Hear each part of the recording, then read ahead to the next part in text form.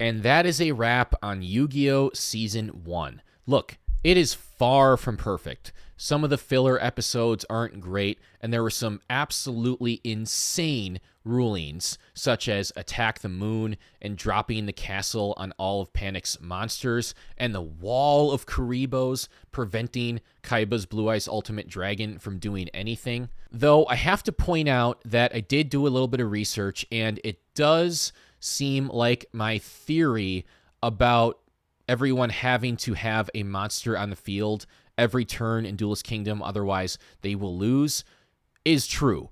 And that makes a ton of sense. That explains a lot of moves that these characters made in their duels much better. I wish they would have told us that. Also, apparently, you can only attack once per turn.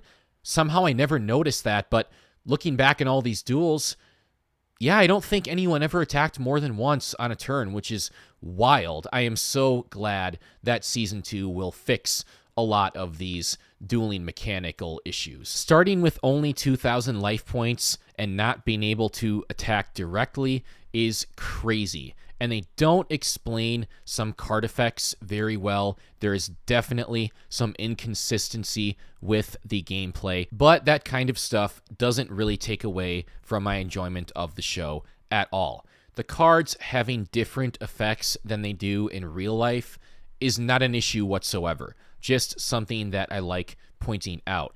However, the stuff that makes absolutely no sense completely in the context of the show can be a bit frustrating, and I'm glad that Season 2 fixes a lot of that. The dueling mechanics get so much better in several important ways. But what do we, or at least I, ultimately want in a cartoon or any TV show or movie for that matter? To be entertained, to have fun, to care about the characters, and to feel something. This season absolutely accomplished all of that, and all of that stuff far outweighs any issues I may have with the specifics of the gameplay. The Duelist Kingdom tournament itself was very entertaining. There were some really fun duels, such as Joey versus Rex, Joey versus Bandit Keith, and Yugi versus Joey, which were my favorite duels of this season. I'm sensing a trend here.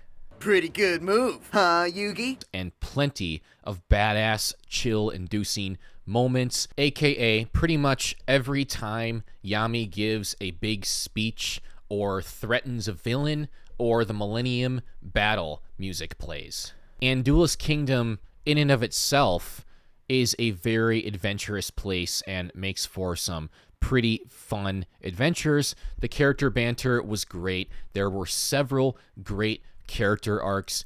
Yugi goes through an arc with Yami losing control, then learning to trust him, and he is very driven by his care for other people. And guys, admittedly, I probably used Yugi and Yami interchangeably sometimes in this video, and I may have messed up considering how many times I have to say each of their names. I mean, when they're dueling, they're combined, and I tried the best I could to separate them when talking about them, and I thought it was necessary to talk about them as separate entities. Joey becomes a much better duelist and person, gains a ton of confidence, and is able to save his sister. They meet some new friends along the way, such as Mai, Rebecca, and Duke. Mai has a very nice little arc herself, one of my favorite parts of the season, starting off as a total cynical loner to understanding the importance of friendship and becoming significantly less selfish. We flesh out Kaiba and Mokuba's brotherly bond, and Kaiba himself has a nice little arc as well. Starting off in episode 1, completely evil, losing to Yugi, losing his way, going on a journey of self-discovery, being very unsure of who he is, then becoming determined again and doing everything in his power to save his little brother, and being very grateful to Yugi in the end, despite the fact that they are very much still dueling rivals. Pegasus is a fantastic villain that we eventually feel for due to the tragedy that he was dealt regarding his wife. Despite doing horrible, inexcusable things along the way, we understand why he is doing them, even though he has to be stopped. Bandit Keith was a very entertaining and hateable side villain that you couldn't wait to see go down. Perfect representation of the American stereotype, and his theme is awesome. Even smaller characters like Weevil and Rex, who quite annoy me, I was very glad to watch them lose. Teasing Bakura as a creepy, mysterious, very powerful, big future villain. Cannot wait to see what they do with him. The Legendary Heroes arc is quite fun.